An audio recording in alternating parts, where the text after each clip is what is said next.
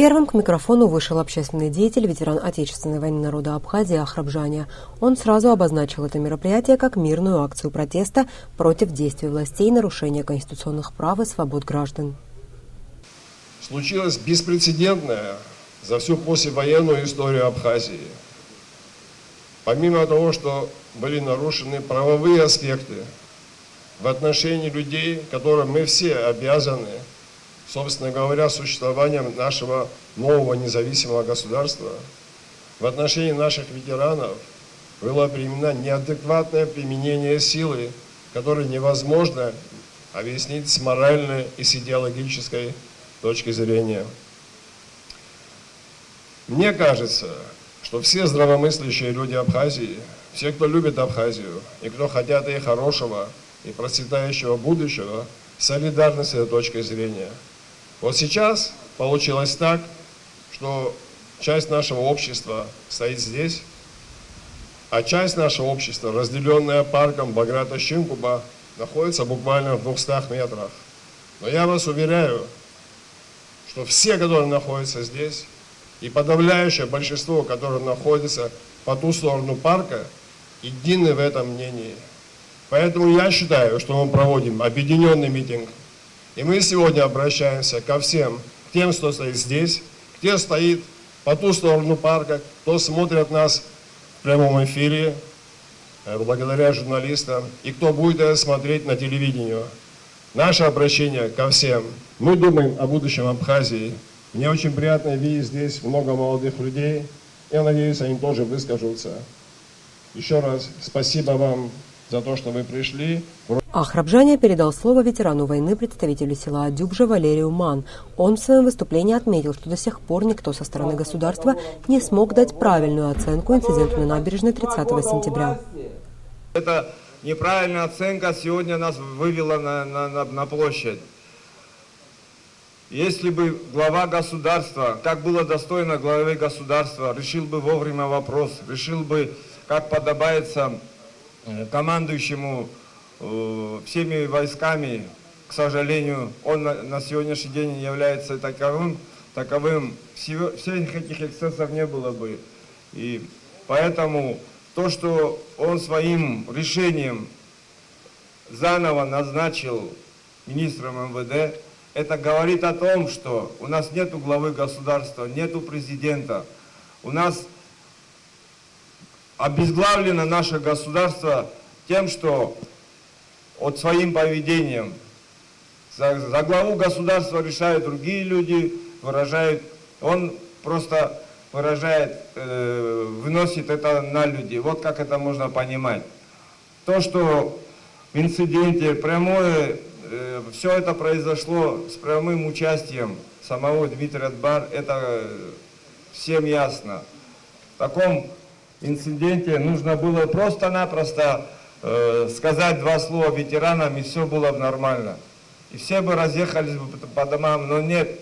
Тут было просто целенаправленно действие органов внутренних дел направлено на то, чтобы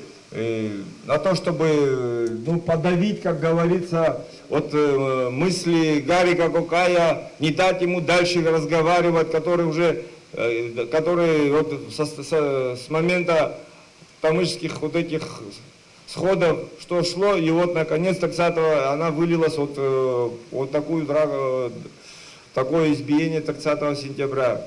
Поэтому вот со стороны представители села Адюбжа, вам большое спасибо, что вот так стоите рядом, но у нас ждут еще большие дела, так что не надо расходиться, не надо, как говорится, размеживаться. У нас еще большие планы по тому, чтобы восстановить нормальное наше государство, чтобы пошло по прямому нормальному руслу. И поэтому все, что Аслан Георгиевич, собрав команду из вот таких людей, имея в виду троих своих сотрудников, став во главе народа, он стал ее палачом. И вот вследствие этого 30 сентября Следом председатель АРО Тимур Гуля зачитал совместное обращение добровольцев из Северной Осетии Алании и Карачаево-Черкесской республики к ветеранам Отечественной войны народа Абхазии. Решение президента не было продиктовано интересами абхазской государственности. Напрашивается вывод, что подобные назначения основаны интересами личного характера, а значит противоречить интересам народа Абхазии. Можно сделать и другой вывод, что таким образом поощряются представители правоохранительных органов, совершившие правонарушения против ветеранов войны. Подобные действия власти не могут не беспокоить ветеранское сообщество, так как ведут к подрыву абхазской государственности.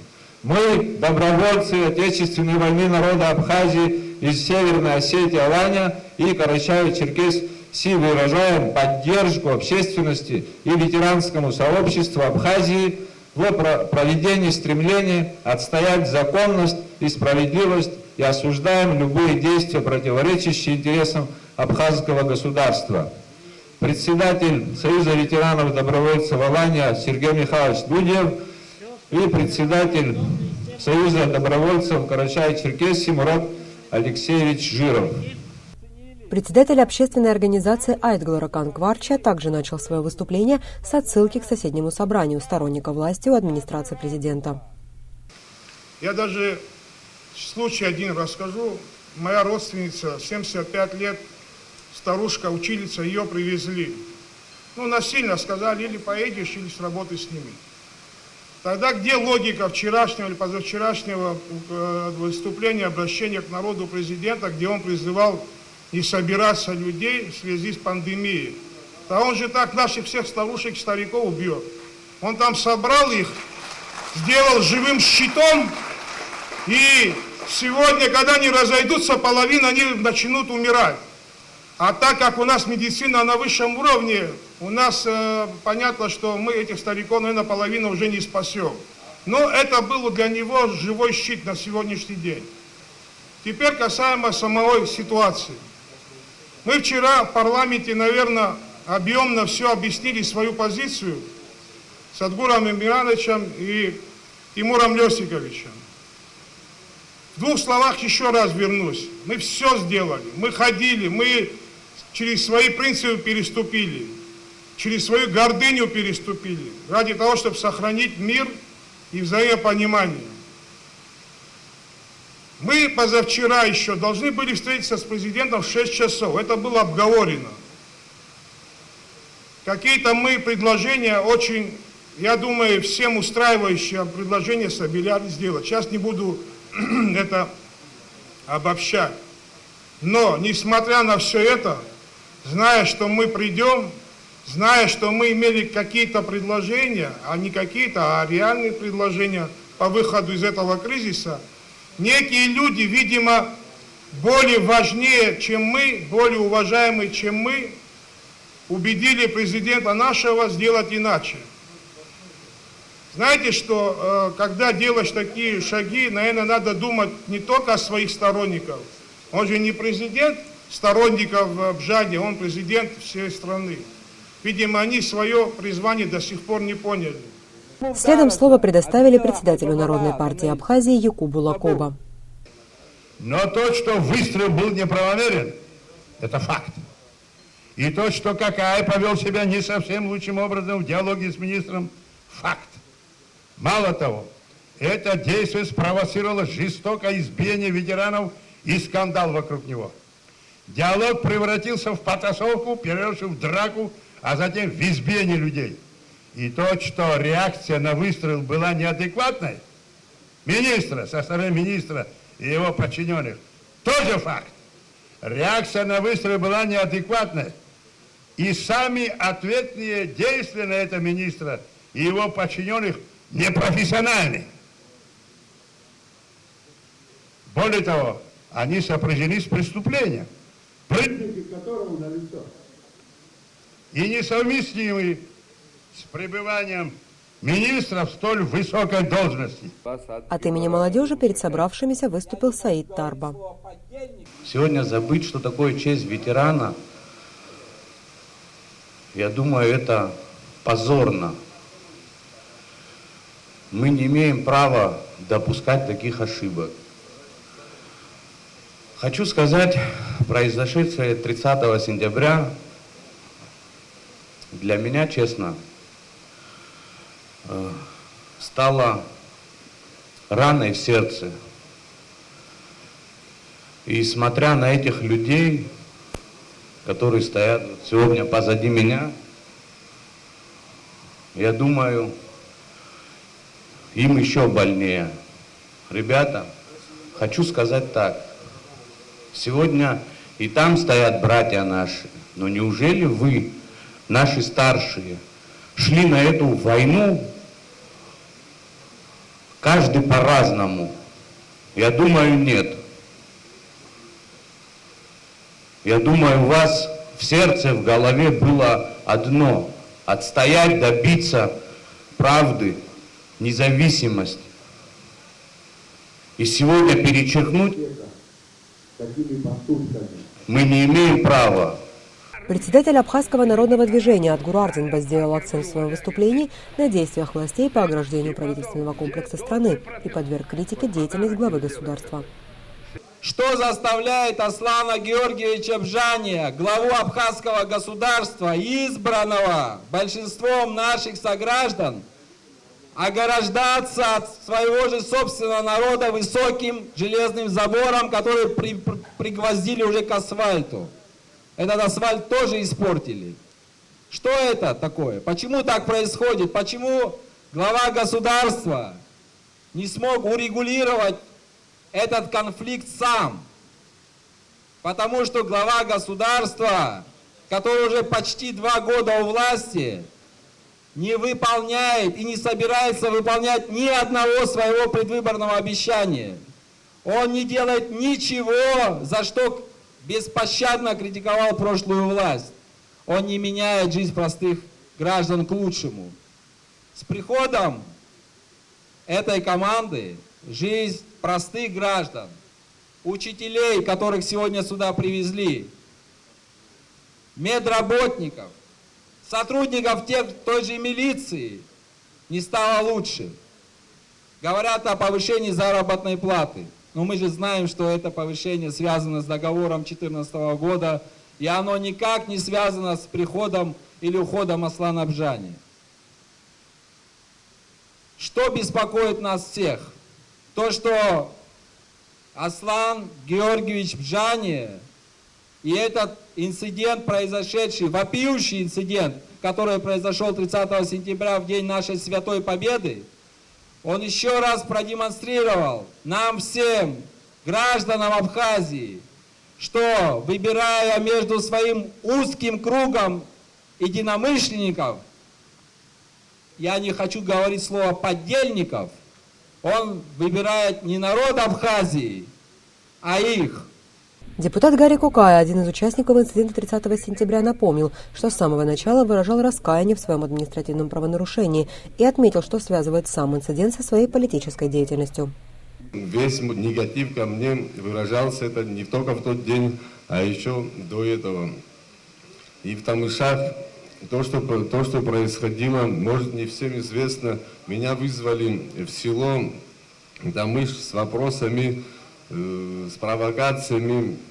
Эта ситуация привела к тому, что села на друг друга настроили. Опять это разделение народа. Это неправильный шаг был со стороны президента, потому что без его решения этой провокации не было бы.